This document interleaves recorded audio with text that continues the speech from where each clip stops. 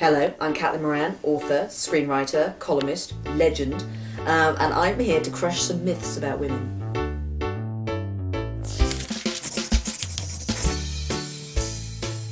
I might have an unrepresentative social circle, but genuinely more female friends that I have fancy cast members of the Muppets than fancy bastards.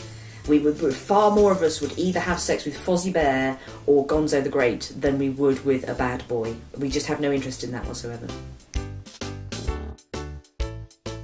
I think women feel they have to say that they're on a diet, but they're not. I mean, palpably amongst all the women I know, they're not. They're just eating exactly what men are eating, but feeling that they have to have a conversation about the diets they should be on. And I keep hearing at the moment that as men become more metrosexual, that they're going to start being on diets too, which will mean they will also not be on diets, but talking about the diets they think they should be on. You know, we all know what you're supposed to do in order to lose weight. You just eat slightly fewer crisps and just move around a bit. And anything else just shows you've got too much time on your hands.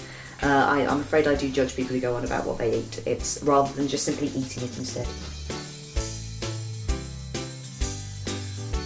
Well, the thing is with sport, is if we had time, if we weren't fighting the patriarchy, I'm sure we probably would care more about sport, but we are a little busy. And secondly, I like the fact that we come at it, we don't understand the idea of there constantly being two teams, one of whom has to win and one of whom has to lose. Particularly once you become a mother, the idea that kind of one of your children, if they're fighting, one has to win and one has to lose, you're trying to tell them that's not the case. We can always come with a compromise where everyone's a winner. I refuse to believe that sport's that important. I remember a brilliant interview with Yoko Ono that I read when I was 10, where she said, why at the end of the news do we have sport? When the fashion industry is bigger than that, when the technologies industry is bigger than sport, why do we have sport at the end of the news? That's really weird.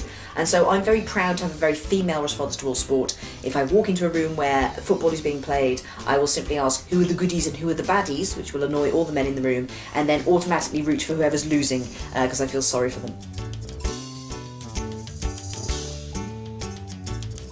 There may be women out there who are trying to train their men how they want them to be.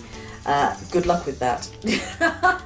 It will be much as it was when I was 12 and tried to make myself have a natural perm by wrapping my hair up into hundreds of little combs, and then when I came to take the combs out, realised they were wedged in my hair and had to have them all cut out with a pair of scissors, and was basically a skinhead for 6 months. It's just, you know, if you have straight hair, you have straight hair, accept it. If you have a man who doesn't want to talk to you about fashion, just accept that. Otherwise you will, in some way, end up bald.